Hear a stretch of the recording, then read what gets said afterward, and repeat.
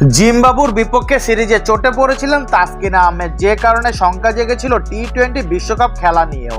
তবে সুখবর হলো শ্রীলঙ্কার বিপক্ষে প্রথম ম্যাচ থেকেই পাওয়া যাবে তাসকিনকে। প্রত্যাশিত সময় অনুযায়ী নিজে 24 দিনের মধ্যে রিহাব শেষ করতে পেরেছেন বাংলাদেশি এই পেসার। লঙ্কানদের বিপক্ষে খেলতে তাই বাধা নেই তার।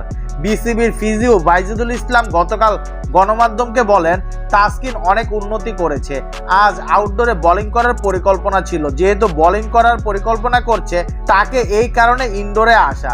5 জুন তার পুরোপুরি বোলিং শুরু করার কথা, সেটা দেখে বলা যাবে 7 জুনের ম্যাচে তাকে পাওয়া যাবে কিনা। এখন পর্যন্ত তার খুব ভালো অগ্রগতি। তিনি আরও বলেন, তাসকিনের সম্ভাবনা খুব ভালো, এই কারণে সে বিশ্বকাপ দলে আছে। এই ধরনের চোট 4 সপ্তাহের মধ্যে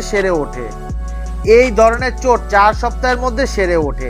এই ধরনের চোটের পর শতভাগ ফিট বলা যায় না, তবে অনেক ভালো অবস্থায় থাকবে সে। আশা করি 7 জুনের মধ্যেই শতভাগ ফিট হয়ে যাবে।